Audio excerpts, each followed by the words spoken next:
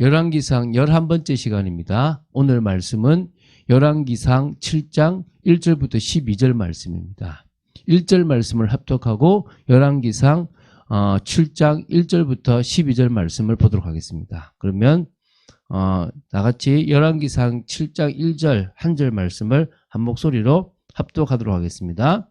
솔로몬이 자기의 왕궁을 13년 동안 건축하여 그 전부를 준공하니라. 아멘. 자, 열왕기상 5장부터 9장을 좀 계속 이렇게 이어서 보고 있습니다. 그 중에 이제 그 내용은 솔로몬의 행적 중에서 가장 중요한 사건이기도 하고요.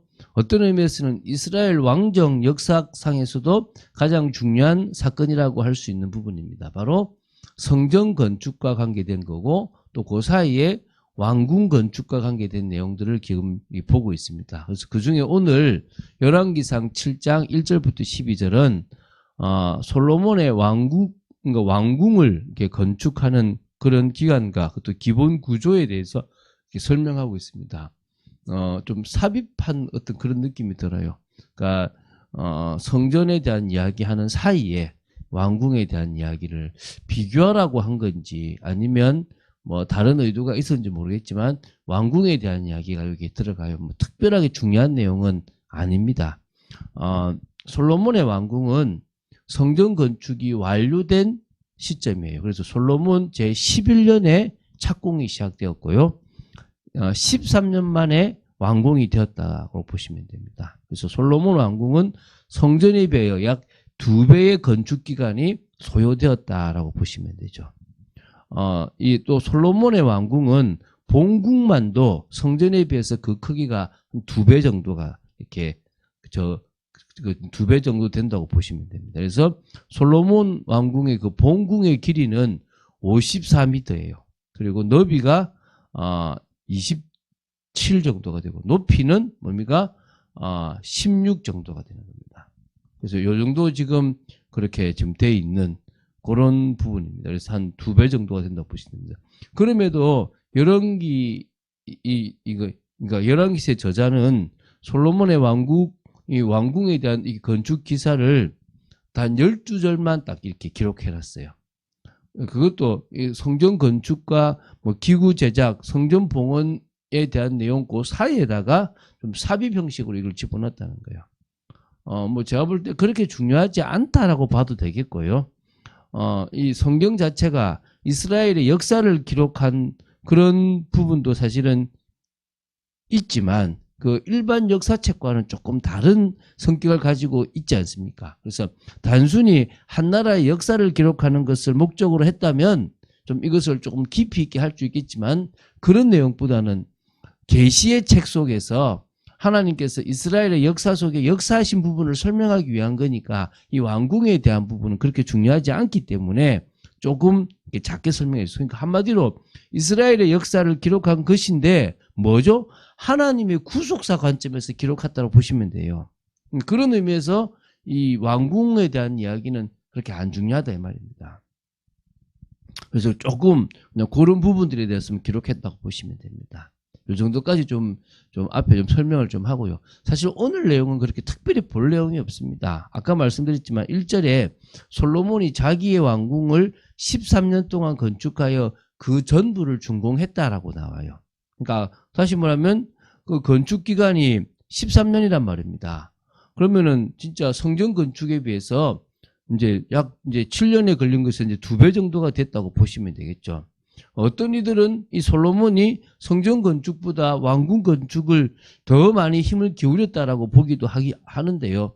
그렇게 이해하면 안 된다고 보면 돼요. 어떻게 보면 되냐면 성전은요, 이 다윗 때부터 모든 준비가 철저하게 다 되어져 있었단 말이에요.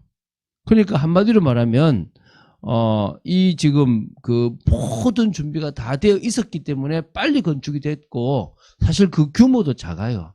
그런데 왕궁은 들어가서 일할 사람들이 훨씬 많잖아요. 왜냐하면 한 나라를 다스리는데 그 나라 영역이 크지 않습니까? 그리고 무엇보다도 준비가 안 되니까 준비하면서 하니까 아무래도 시간적으로도 더 걸릴 수 있었다라고 보시면 되겠죠. 그러니까 그곳에서 뭐 모든 생활도 해야 되고 또 이렇게 외교도 해야 되고 또 정치도 해야 되고 모든 것들을 해야 되는 곳이기 때문에 훨씬 더 많은 부분들을 했다라고 보시면 될 것 같아요. 왕궁의 특징이 좀 있습니다. 왕궁은요, 아까 본궁이라고 제가 얘기한 것처럼 본궁 말고도 옆에 여러 좀 이렇게 부속을 좀 달아서 복합적인 건물로 만들었다고 보시면 돼요. 한마디로 여러 기능을 하는 건물이 되었다는 거예요. 그래서 그 기능을 서로 연결해서 한마디로 왕궁에서 재판장도 쉽게 가고 어디도 가고 이렇게 쉽게 갈 수 있게끔 그렇게 만들어 놓은 특징. 그래서 한마디로 기능성이 되게 좋아요. 그리고 효율성도 있게끔 또 생산성도 이렇게 극대화할 수 있는 곳으로. 그러니까 솔로몬이 지혜가 뛰어나니까 이 궁 따로 움직이 아니라 한 궁에서 이렇게 이어지게끔 달아내려서 모든 것들을 다 해놨다는 겁니다. 주재료는 한마디로 대리석이라고 보시면 돼요. 보면 본문에는 다듬은 돌, 귀한 돌 이런 말이 나오는데 좀 엄밀히 보면 지금은 대리석과 같다고 보시면 돼요. 그리고 이제 나무는 주로 백향목을 사용했습니다.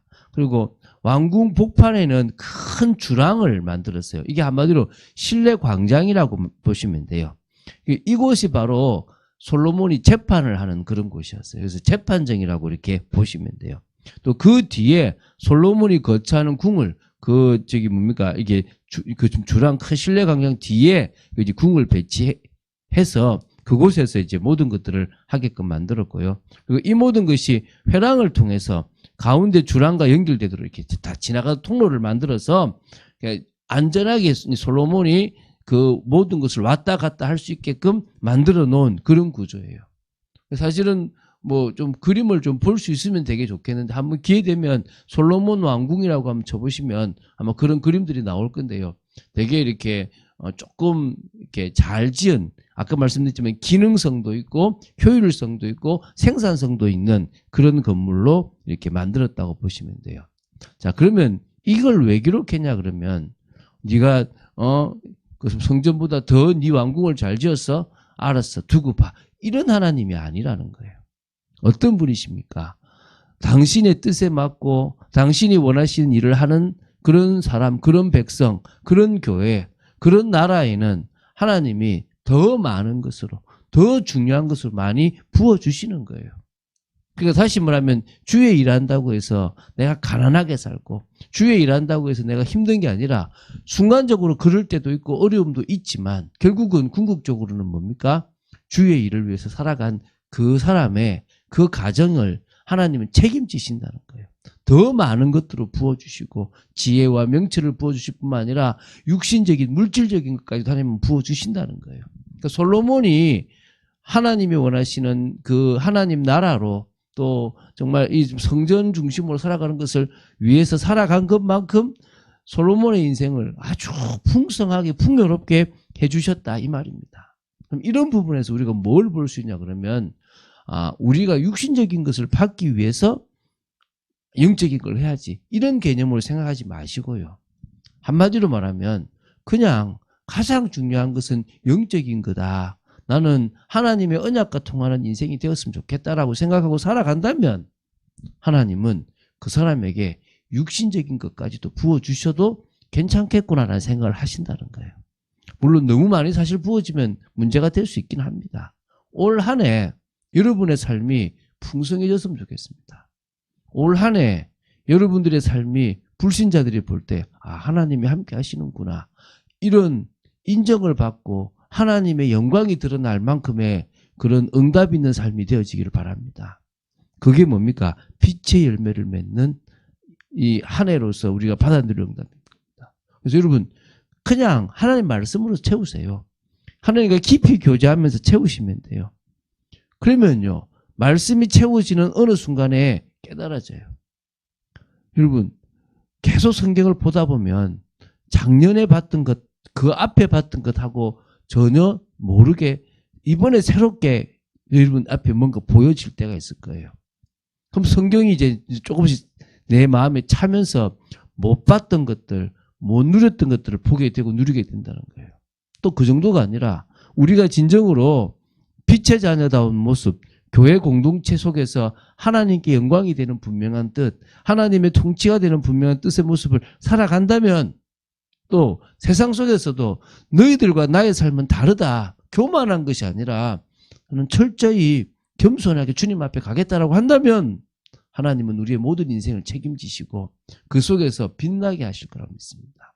또 정말 빛의 열매, 모든 착함과 의로움과 진실함 뿐만 아니라 정말 하나님 원하시는 성령의 9가지 열매까지도 맺게 하실 줄로 믿습니다. 그래서 올해 여러분 다른 것보다 진짜 여러분 속에 갈등 요소를 제거하세요. 여러분 속에 하나님의 계획보다 더 중요하게 생각되는 게 있으면 내려놓으시라는 거예요. 그게 욕심이거든요. 그게 여러분의 돌이란 말이에요. 그게 여러분도 모르게 이 하나님의 범죄함 속에 하나님의 이 뜻과 상관없는 속에 좀 젖어 있다는 그런 걸로 보시면 되는 거예요. 죄의 영향력이라는 거죠. 잠에서 깨어나는 겁니다.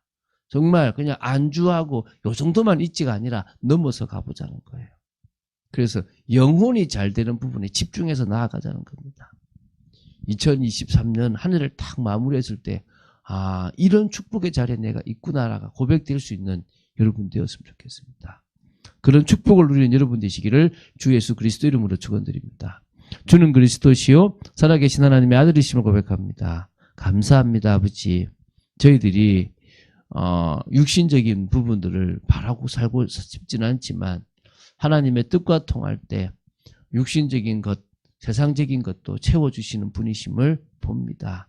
아버지 하나님, 그런 것에 정말 저희들이 현혹되지 말게 하시고 오히려 더 하나님의 은혜와 말씀으로 채워나가고 더더욱 올 한 해는 정말 빛의 자녀다운 모습을 위하여 정말 더더욱 집중하고 나아갈 수 있는 저희들 되게 하여 주시옵소서.